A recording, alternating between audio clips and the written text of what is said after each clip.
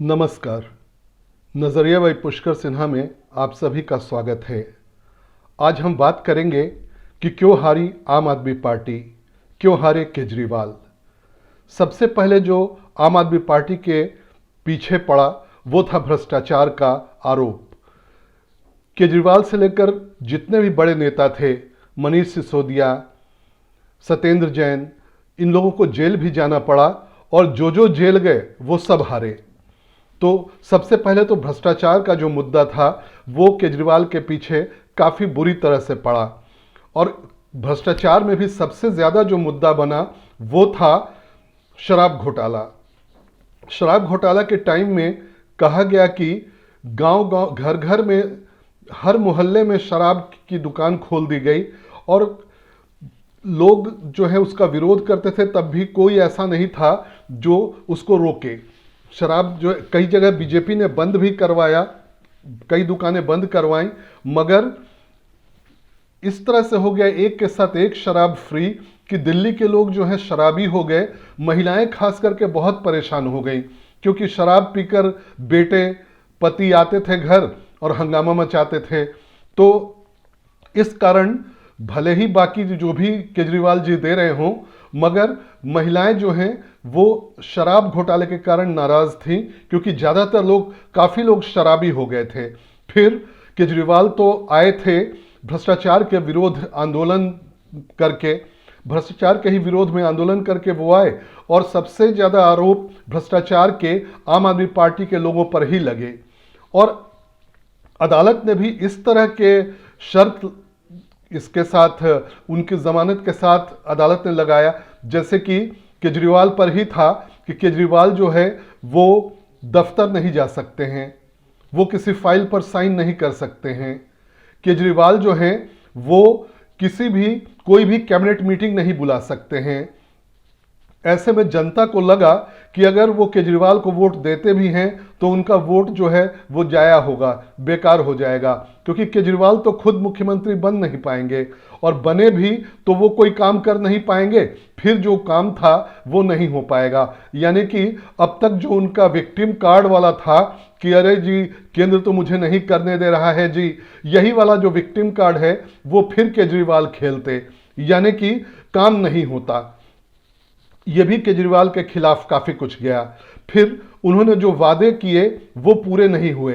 बिजली बिल, पानी बिल कहा गया कि माफ़ है, मगर कई लोगों को ये बिल आने लगे। हालांकि केजरीवाल ने इसे दूर करने के लिए कई बार बोला, मंच पर आकर बोला कि जिनके भी बिल आ रहे हैं उनको बिल का पैसा नहीं देना है, अगर उनकी सरकार आई तो वो बिल जो है वो वापस कर देंगे, पैसे नहीं लेंगे। मगर उन्हीं की सरकार है तो ये बिल जो है वो रिलीज कैसे हुआ पहले? तो कई लोग इस बात को लेकर भी नाराज थे कि ये वादे जो हैं वो पूरे नहीं हुए। 3 वादे तो उन्होंने खुद गिनाए जो नहीं पूरे हुए। उन्होंने कहा कि सड़क नहीं हम बना पाए, यमुना मैली की मैली रह गई, उसमें मैं डुबकी नहीं लगा पाया, केजरीवाल ने कहा। और तीसरा, 24 घंटे लोगों को स्वच्छ पानी देने की बात केजरीवाल जी ने की थी, जो कि किसी को नहीं मिला। तो ये 3 जो मुद्दे थे काफ़ी ज़्यादा बीजेपी ने उठाया और उसके बाद ये 3 मुद्दे जो हैं इस पर लोग भी काफ़ी भड़क गए। और आमतौर पे जो नॉर्मल जो कॉलोनी के लोग हैं वो पानी के लिए, जो टैंकर माफिया दिल्ली में राज कर रहा है, कांग्रेस के टाइम में जब टैंकर माफिया था तो अरविंद केजरीवाल जी ने यही कहा था कि इस टैंकर माफिया को हम हटा देंगे, मगर टैंकर माफिया जो है वो पहले से भी ज़्यादा बढ़ गया। तो ये भी केजरीवाल जी के खिलाफ गया कि वो टैंकर माफिया जो है वो सबको, लोगों को पैसे देकर पानी खरीदना पड़ता था। और जो नल से पानी है वो दिल्ली में जो कांग्रेस के टाइम में था उससे बहुत थोड़ा इजाफा हुआ या नहीं के बराबर, उतना ही लगभग रह गया। इन्होंने विकास का उस तरह से कोई काम नहीं पड़ा, कोई भी काम नहीं किया। सड़क जो है, सड़क में गड्ढे हैं या गड्ढे में सड़क है, ये मुख्य सड़क पर तो नहीं, मगर जैसे ही आप किसी गांव के या छोटी सड़क जो है कॉलोनी की उनमें जाएं तो पता लगेगा कि सड़क जो है टूटी पड़ी है। बार बार लोग उसके बनाने की बात कर रहे हैं मगर कुछ हो नहीं रहा है। इसी तरह से केजरीवाल जी के खिलाफ जो मुद्दा काफी गरमाया इस बार, वो था शीश महल। शीश महल मीडिया ने नाम दिया उनके घर का, जो करीब कहा जाता है कि 58 करोड़ में बना। हालांकि कई लोग 1 अरब 71 करोड़ भी बताते हैं। उनका कहना है कि इसको बनाने के लिए कई सरकारी जो बंगले थे, अफसरों के बंगले, उनको तोड़ दिया गया। और अगर उन अफसरों के बंगलों का भी दाम ले लिया जाए, लगा दिया जाए, तो ये 1 अरब 71 करोड़ का होता है ये। और जबकि ये लुटियंस दिल्ली में, जहां पर ये केजरीवाल जी का घर था, लुटियंस दिल्ली नहीं, राउज एवेन्यू इलाके में था, वहां पर आप एक ईंट भी नहीं हिला सकते। और इन्होंने बहुत चालाकी से पूरे का पूरा, जहां पर जिस वक्त कोरोना चल रहा था, कोरोना की मार लोगों पर थी, लोग ऑक्सीजन के लिए दर दर भटक रहे थे, और केजरीवाल जी उस समय अपना ये शीश महल बना रहे थे। तो ये शीश महल वाला जो मुद्दा है, ये उनके गले की फांस बन गया। बीजेपी ने भी जगह जगह, बीजेपी ने शीश महल का मॉडल लेकर वो जगह जगह घूमी, और अंत में केजरीवाल जी जो हैं, उन पर ये बहुत खराब तरह से ये मामला पड़ा। और क्योंकि शुरुआत में उन्होंने कहा था कि मैं गाड़ी नहीं लूंगा, बंगला नहीं लूंगा, कोई सिक्योरिटी नहीं लूंगा, उन्होंने गाड़ी ली। गाड़ी क्या ली? उनके साथ पूरा एक गाड़ियों का हुजूम चलने लगा। बंगला नहीं लूंगा, उन्होंने खुद अपने लिए, कहा जाता है कि ये शीश महल बनवा लिया। और सिक्योरिटी के जहां तक सवाल है, वो बोल रहे थे सिक्योरिटी नहीं लूंगा, मगर सिक्योरिटी अपने, उनके पास दिल्ली की तरफ से, केंद्र सरकार की तरफ से एनएसजी की सिक्योरिटी पहले से थी, और उसके बाद उन्होंने पंजाब की भी सिक्योरिटी ले ली। और जब चुनाव आयोग की तरफ से बीजेपी के कंप्लेन करने के बाद वो सिक्योरिटी हटी, तो उस सिक्योरिटी के लिए वो रोने लगे कि मुझे सिक्योरिटी दो। तो आपने, आपकी जो यूएसपी थी, आपने उसी को गंवा दिया। जिस मुद्दे को लेकर middle class, lower middle class या गरीब लोग आपको वोट देते थे, आपने करप्शन और ये सब कुछ भी, बंगला नहीं लूंगा, ये सब साफ ये हो गया कि झूठ निकल गया। तो केजरीवाल को ये सब भारी पड़ा। इसके अलावा चुनाव से थोड़ा पहले राजकुमार चौहान, कैलाश गहलोत, आम आदमी पार्टी के बड़े नेता जो हैं, वो लोग नाराज होकर बीजेपी में आ गए। कैलाश गहलोत तो परिवहन मंत्री भी थे, और कहा जा रहा है कि परिवहन मंत्रालय में भी कई तरह के घोटाले हुए हैं, और आगे आने वाले टाइम में केजरीवाल जी के लिए बहुत मुश्किल होने वाली है, क्योंकि उनके सारे राज जो हैं, उन्हीं के लोग जो हैं, कैलाश गहलोत, राजकुमार चौहान जैसे लोग, ये सब उनकी राज जो है खोलेंगे आगे। तो ये उनके लिए बहुत भारी पड़ने वाला है। केजरीवाल जी के साथ एक 10 साल की एंटी इनकम्बेंसी भी थी। 10 साल की एंटी इनकम्बेंसी बहुत बड़ी होती है। आप विकास बोले कि विकास करेंगे, वो विकास नहीं हो तो काफी जनता जो है नाराज होती है। तो इस कारण भी जनता की नाराजगी जो है, 10 साल की एंटी इनकम्बेंसी और शुरू के जो 5 साल थे, या शुरू के 5 साल के बाद दूसरे जो 5 साल थे, इन दोनों में केजरीवाल ने काम किया। मगर लास्ट जो 2020 से 2025 था, इस बीच कोरोना भी आया, और ऐसा लगा जैसे कि उन पर भ्रष्टाचार का बम्बार्डमेंट हो गया। कोई भी उनका जो विभाग है, कहीं भी ऐसा नहीं रहा जहां पे भ्रष्टाचार का आरोप उन पर नहीं लगा हो। और एक और बीजेपी का तुरुप का पत्ता जो है इस बार, वो बजट हो गया। बजट में जो 12 लाख रुपए तक किसी का भी सारा टैक्स जो है वो माफ कर दिया गया। इससे दिल्ली में जो मिडिल क्लास है, या केजरीवाल के खुद अपने इलाके में जो भी सरकारी कर्मचारी हैं, उनमें से कई की सैलरी जो है इस तरह से थी जैसे 12 लाख के आसपास। तो पहले तो 7 ही लाख तक फ्री था, 7 लाख के ऊपर टैक्स लगता था। अब ऐसा हो गया कि 12 लाख तक फ्री की बात हो गई। तो मिडिल क्लास जो है, और जिसके सरकारी कर्मचारी जो सबसे ज्यादा केजरीवाल जी के ही अपने कंस्टिट्यूएंसी में हैं, तो वो जो हैं वो बीजेपी की ओर आ गए। फिर अब तक खुद प्रधानमंत्री भी काफी नाराज होते थे और वो बोलते थे कि आम आदमी पार्टी जो है फ्रीबीज बांटती है, मुफ्त की राजनीति करती है। मगर जब देखा कि अब काम नहीं बनने वाला तो बीजेपी भी पूरी तरह से मुफ्त की राजनीति पे उतर आई। केजरीवाल ने कहा 2100 देंगे, बीजेपी ने कहा 2500 देंगे और उसके ऊपर से और भी क्रीम लगा दिया बीजेपी ने। उसने कहा कि जो महिलाएं हैं, गर्भवती महिलाएं, उन्हें खास तरह से खाना देंगे, जो कि जिसमें कई हजार का खर्च था। उसके बाद बुजुर्गों को पेंशन की बात थी, 60 साल तक के 60 साल से 70 साल 2500 और 70 साल के ऊपर के बुजुर्गों को 3000।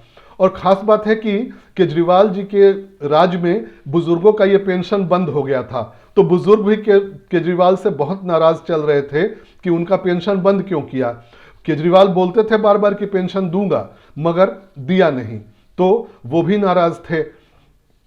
और केजरीवाल जी के साथ ये भी चक्कर था कि ये जो बजट है दिल्ली का करीब 78,000 करोड़ का है, जिसमें 68,000 करोड़ करीब उनके पास आता है, पैसे आते हैं। 10,000 करोड़ जो है उसकी कमी रहती है।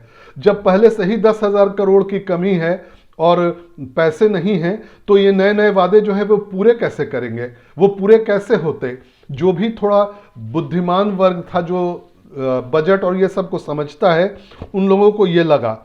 और बुजुर्ग के बाद भी आयुष्मान योजना के तहत बुजुर्गों को 10 लाख का मुफ्त चिकित्सा बीमा दे दिया गया। आम केजरीवाल जी ने और ममता बनर्जी, दो राज्य हैं जिन्होंने आयुष्मान भारत हेल्थ बीमा जो है प्रधानमंत्री का, वो रोके हुए थे। तो अब से जो भी बीपीएल या गरीब लोग हैं, उन सबको 5 लाख का मुफ्त बीमा मिलेगा, और अगर बुजुर्ग हैं तो उन्हें 10 लाख का मुफ्त बीमा मिलेगा। तो एक और बहुत बड़ा फैक्टर जो है वो कांग्रेस पार्टी से केजरीवाल जी का गठबंधन नहीं करना रहा, क्योंकि अभी जो चुनाव आयोग का परसेंटेज आ रहा है, आम आदमी पार्टी को 43% के पास वोट पड़े हैं, बीजेपी को 46% के आसपास, यानी 3% या उससे कम का ही अंतर है दोनों के बीच में। मगर कांग्रेस जो है इस बार लगभग 6% वोट ले आई। जो 2020 में कांग्रेस 4% केवल लेकर आई थी, इस बार कांग्रेस 6% वोट लेकर आ गई। और 6% वोट जो है बीजेपी और आम आदमी पार्टी में केवल अंतर लगभग 3% से कम का है, और 6% कांग्रेस ले आई। अगर गठबंधन होता तो कांग्रेस का ये वोट अगर केजरीवाल जी की ओर चला जाता, आम आदमी पार्टी की ओर, तो आराम से वो लोग जीत जाते। मगर ये भी कांग्रेस के साथ गठबंधन नहीं करना, वो भी भारी पड़ा। और सबसे बड़ी बात है कि कांग्रेस गठबंधन करना चाहती थी, मगर जिस दिन केजरीवाल जेल से निकले, उन्होंने खुद ही अनाउंस कर दिया कि हमारा कांग्रेस के साथ कोई गठबंधन नहीं होगा। एक और जो सबसे बड़ा कारण था, जो अदालतों ने केजरीवाल पर तरह तरह के शर्तें लगा दी कि वो किसी भी तरह के फाइल पे साइन नहीं करेंगे, दफ्तर नहीं जाएंगे। तो लोगों को लगा कि जब केजरीवाल जी कुछ नहीं कर पाएंगे तो आम आदमी पार्टी की तरफ से सीएम असल कौन होगा? ये तो केवल नाम के होंगे। अगर सीएम होंगे भी तो इनको एक डिप्टी सीएम या कोई ऐसा आदमी रखना पड़ेगा जो अंदर जाके करे। और अब तो खैर केजरीवाल, जितने भी बड़े लोग हैं, हमने अपने पिछले पॉडकास्ट में बताया था कि आम आदमी के ज्यादातर बड़े नेता हार रहे हैं। एक आतिशी को छोड़कर ज्यादातर बड़े नेता जो है आम आदमी पार्टी के हार ही गए हैं। खुद अरविंद केजरीवाल अच्छे खासे मत से हारे हैं नई दिल्ली से। फिर सौरभ भारद्वाज, सत्येंद्र जैन, जितने हैं सब के सब लगभग हार गए हैं। तो अब जो है, अब बीजेपी के पास भी हालांकि अब कौन मुख्यमंत्री बनेगा ये एक बड़ा मुद्दा है, और आगे जाकर जो शीर्ष महल है मुख्यमंत्री का, उसका क्या होगा? क्या बीजेपी जो है वहां मुख्यमंत्री, अपने मुख्यमंत्री को वहां रखेगी या उसको लोगों के लिए खोल देगी कि लोग देखें? हालांकि खोलने का अब कोई मतलब नहीं है, क्योंकि चुनाव से पहले अगर खोला जाता तो लोग देखते कि अच्छा ये शीर्ष महल है, इतना बड़ा इन्होंने बनाया है। लोग आते और आम आदमी पार्टी के विरुद्ध उनका जो है एक मन बनता। मगर सबसे बड़ी बात है कि हर विभाग में जो भ्रष्टाचार का आरोप केवल नहीं, ज़्यादातर मामले कोर्ट में हैं और भारत में आमतौर पे कोर्ट में जो मामले होते हैं वो लंबे चलते हैं, कई बार 8-8, 10-10 साल। जो हम लोगों ने लालू यादव के टाइम भी देखा, लालू यादव जो हैं वो जब जेल में थे तो उन पर जो आरोप लगे उसके 8-9 साल बाद वो जेल गए। यानी कि केजरीवाल को भी अभी लगेगा वक्त, अभी तुरंत वो जेल जाने की नौबत नहीं आएगी। मगर अब बीजेपी जो है उन पर पूरी तरह से हमलावर हो जाएगी, क्योंकि अब उनके पास वो विधानसभा वाला शील्ड भी नहीं है। पहले तो वो विधानसभा का शील्ड था उनके पास, जिसमें अंदर जाके वो विधानसभा से ये पीएम मोदी को भी गाली दे देते थे, चौथी पास राजा बोल देते थे।